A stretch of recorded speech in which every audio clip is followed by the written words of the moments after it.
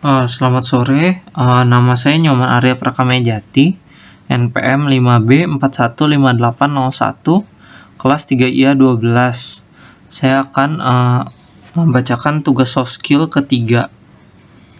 Tugas soft skill ketiga ini meliputi user interface pada game komputer, penampilan grafik scene game komputer yaitu meliputi visibility, level of detail. Nah, pertama-tama kita akan membahas ke user interface pada game komputer. User interface pada game komputer yaitu antarmuka interface merupakan mekanisme komunikasi antar pengguna user dengan sistem. Antarmuka dapat menerima informasi dari pengguna dan memberikan informasi kepada pengguna untuk membantu mengarahkan alur penelusuran masalah sampai ditemukannya solusi. Antarmuka berfungsi untuk menginput pengetahuan baru ke dalam basis pengetahuan sistem pakar, expert system IS ini, menampilkan penjelasan sistem dan memberikan panduan pemakaian sistem secara terurut hingga pengguna mengerti apa yang akan dilakukan terhadap suatu sistem.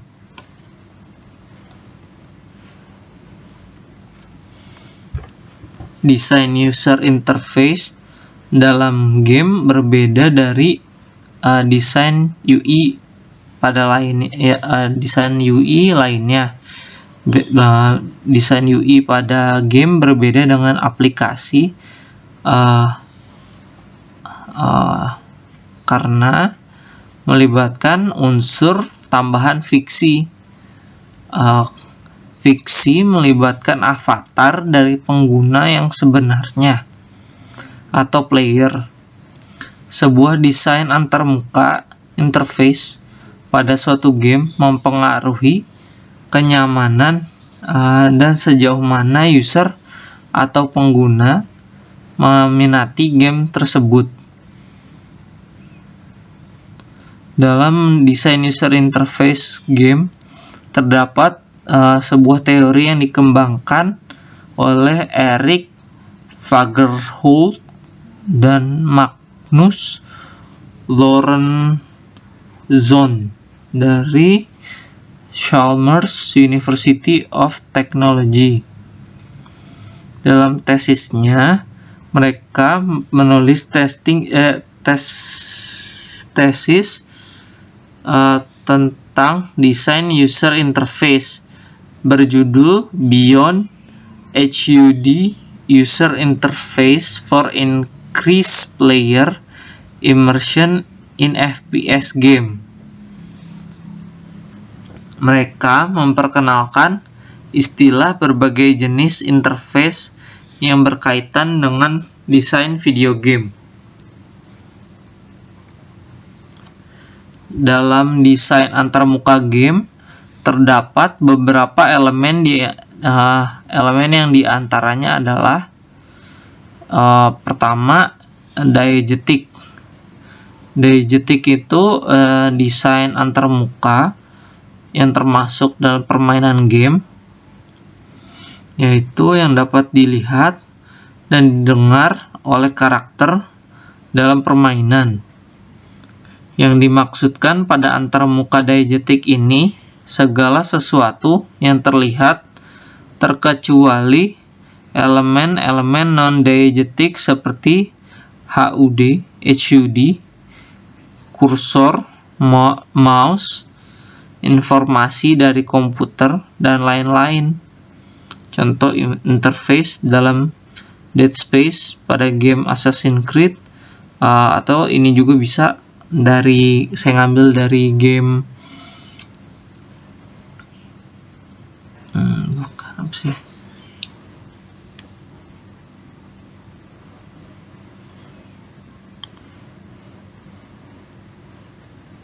Sleeping Dogs.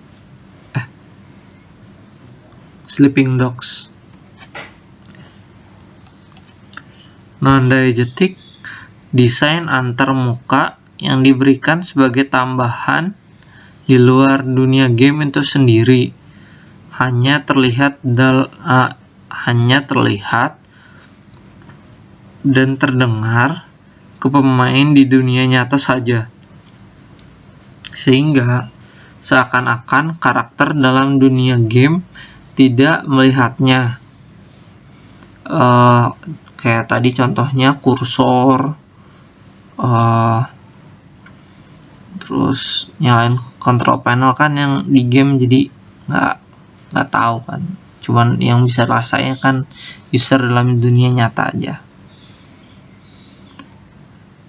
Mass Effect 3 atau 3 menggunakan banyak non-diegetic elemen UI untuk menginformasikan pemain, senjata, karakter yang dipilih, dan kekuasaan antara lain.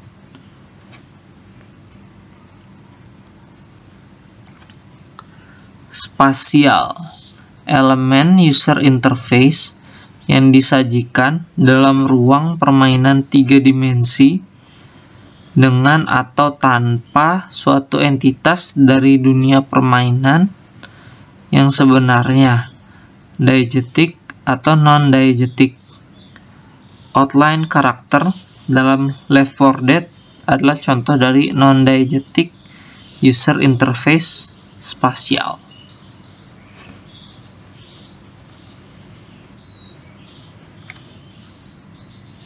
Meta merupakan gambaran yang bisa muncul dalam dunia game, namun tidak selalu divisualisasikan spasial untuk pemain. Contoh yang paling jelas adalah efek ditampilkan di layar seperti percikan darah pada kamera untuk menunjukkan kerusakan. Contoh, Duty Calls the Calm Before the Storm. Atau bisa juga kalau efek darah, kalau kerusakan itu kayak Call of Duty, kalau kena tembakan pasti ada efek darahnya. Terus di Titanfall juga ada efek meledak, seolah meledak untuk setiap robot yang rusak.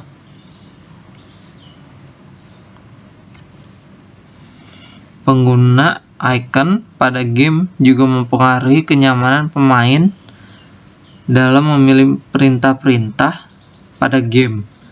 Desain icons dalam user interface dibedakan menjadi 2 jenis, yaitu picons dan icons, picons dan micons. Picons adalah singkatan dari personal icons atau icon pribadi, berbentuk kecil, gambar terbatas, dan digunakan untuk mewakili pengguna dan domain di internet. Disusun dalam database sehingga gambar yang sesuai untuk alamat email yang diberikan dapat ditemukan. Para picons berada dalam format XBM untuk monokrom hitam putih atau XPM warna dan GIF. Domain merupakan logo domain internet. MISC, picons untuk akun umum. News, icon untuk Usenet, newsgroup. Unknown, standar picons karena sangat tinggi tingkat domain di internet. Usenix, wajah gambar peserta konferensi Usenix. Users, picons piutang individu sering gambar wajah. Weather, icon untuk menampilkan ramalan cuaca. Jadi setiap membuat game, untuk icon gamesnya itu harus sesuai dengan tipe gamenya, atau gamenya bertema tentang apa. Misalnya nggak mungkin kalau Need for Speed icon gamenya menggunakan icon si Call of Duty, yang jelas-jelas nggak cocok. Di sini juga ada contoh-contoh icon kecil. Itu di sana ada Twitter, Facebook, Skype, Dig, Google, YouTube, Yahoo, dan lain-lain.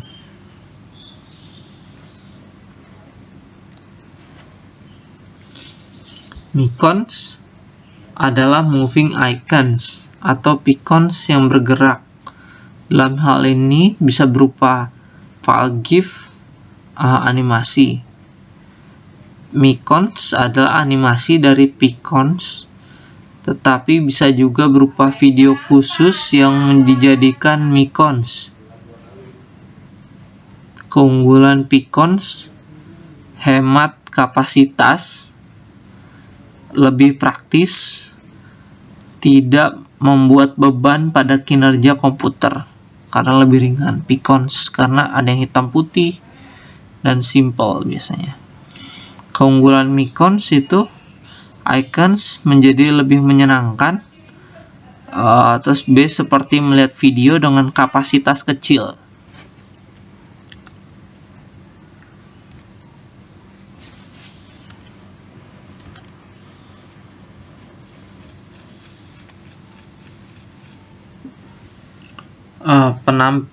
Penampilan grafik scene penampilan grafik scene game komputer. Penampilan grafik scene game komputer itu ada dua, yaitu visibility atau level of detail. Visibility, pengertian visibility merupakan tampilan grafik scene game pada komputer. Bagaimana sebuah game terlihat oleh user, menarik dan berkualitas, sehingga user menikmati game tersebut. Biasanya pada video game terdapat istilah scene 2,5D atau 2,5 dimensi. Sebenarnya istilah tersebut tidak berbeda jauh dari scene 2 dimensi.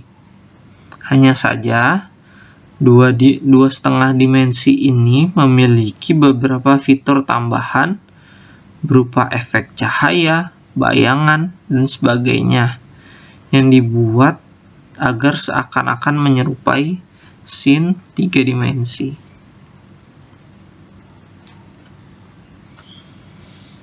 Biasanya gameplaynya memang mirip game 2 dimensi, di mana hanya bisa bergerak secara horizontal dan vertikal. Namun, beberapa gambarnya dirender secara 3 dimensi.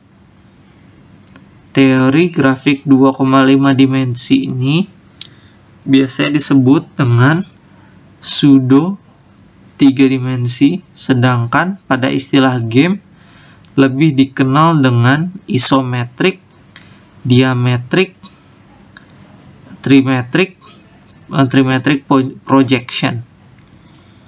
Game bertipe ini menggunakan dua macam tipe pemodelan.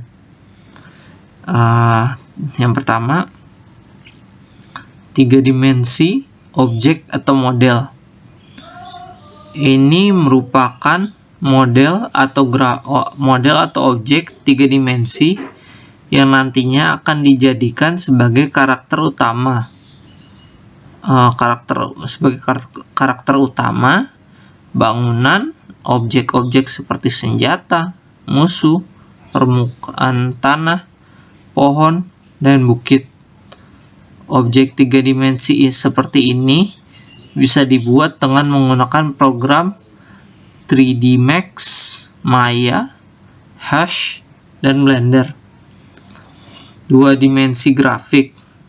Gambar dua dimensi juga berperan dalam pembuatan game ini, yaitu sebagai texture untuk objek sebagai latar belakang seperti langit dan pemandangan, sebagai meteran untuk nyawa dan gambar untuk speedometer pada game racing. Ini ada level of detail. Dalam komputer grafis, untuk tingkat detail melibatkan penurunan kompleksitas representasi objek tiga dimensi, seperti bergerak menjauh sesuai matriksnya, kecepatan sudut pandang relatif, atau posisi. Tingkat teknik detail pipa grafis transformasi biasanya simpul. Kualitas visual berkurang dari model yang sering diperhatikan karena efek kecil pada objek muncul ketika jauh atau bergerak cepat. Untuk konsep penggambaran level of detail, sebagian besar waktu level of detail diterapkan untuk geometri rinci konsep dasar agar bisa disamaratakan. Teknik LOD termasuk manajemen juga shader untuk tetap mengontrol kompleksitas pixel. Terrain merupakan model yang sangat besar. Membuat setiap poinnya secara eksplisit sangatlah tidak mungkin, maka metode untuk mengotomatisasikan pembangkitan terrain merupakan hal biasa. Terrain LOD yaitu menggunakan teknik level of detail untuk mengontrol objek yang akan dirender. Teknik level of detail mempunyai banyak jenis. Salah satu adalah terrain level of detail. Kita juga akan melihat perkembangan user interface atau gambar dari game. Salah satu favorit saya itu FIFA game.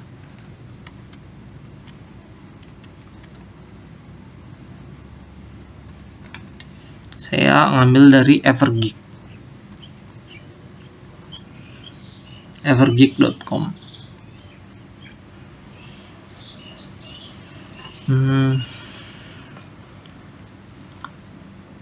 FIFA 2017 itu sebenarnya sekarang FIFA udah mengeluarkan udah sampai dengan edisi ke-24 dan akan menuju ke edisi 25. Edisi pertama FIFA game ini adalah FIFA International Soccer. Ini kayaknya dulu hanya bisa dinikmati dengan sudut pandang top down, bird eyes, dan lain-lain. Ini itu game FIFA International Soccer itu diluncurkan tahun 1993 bulan Desember.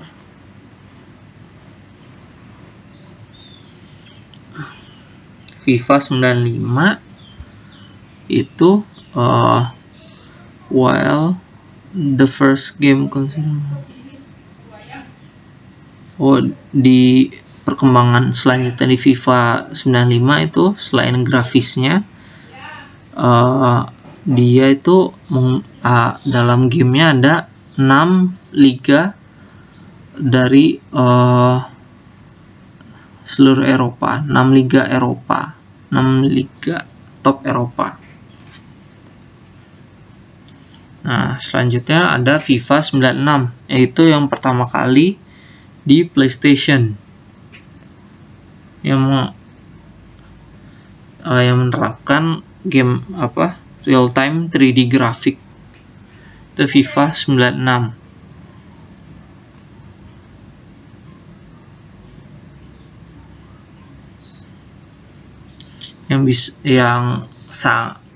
mumpuni untuk menjalankan di grafik yang real time itu ada dua, yaitu PlayStation dan Sega Saturn.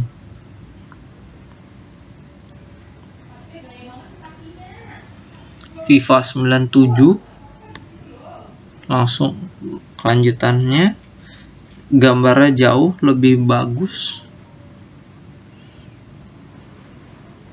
Terus FIFA Road to World Cup 98, view-nya jauh lebih bagus dibanding FIFA yang pertama kali. Ini tahun 1998, ya. Terus FIFA 99 jauh lebih bagus lagi, jauh lebih detail. Graphic improvement for FIFA. Jadi peningkatan grafik ini banyak banget improvementnya dari FIFA sebelumnya.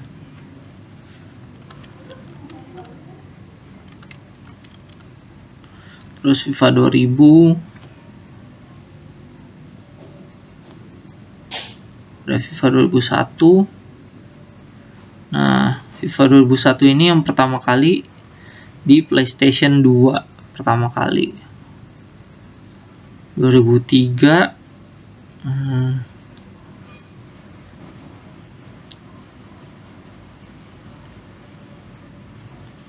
pesaingnya FIFA itu mulai dari PlayStation 1 itu ada Pro Evolution Soccer, atau yang kita tahu dulu namanya Winning Eleven. Ini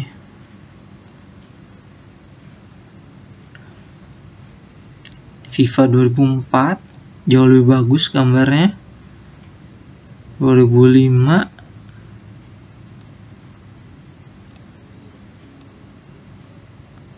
2006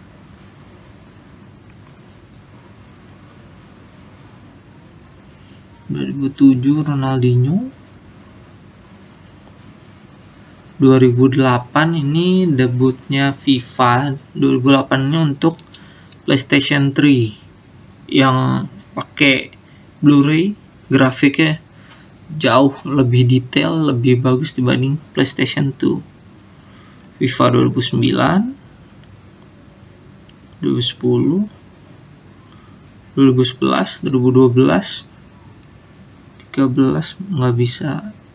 Dan di di FIFA 2003 ini pertama kali bisa digunakan tuh PlayStation Move dan Kinect. 2014 kalau nggak salah itu PlayStation 4, ada di PlayStation 4. FIFA 2015 juga PlayStation 4. Sampai sekarang gambarnya jauh, peningkatan jauh sekali. Dan sekarang sudah ada akan diluncurkan bulan September FIFA 2018, FIFA 18. Terima kasih. Terima kasih.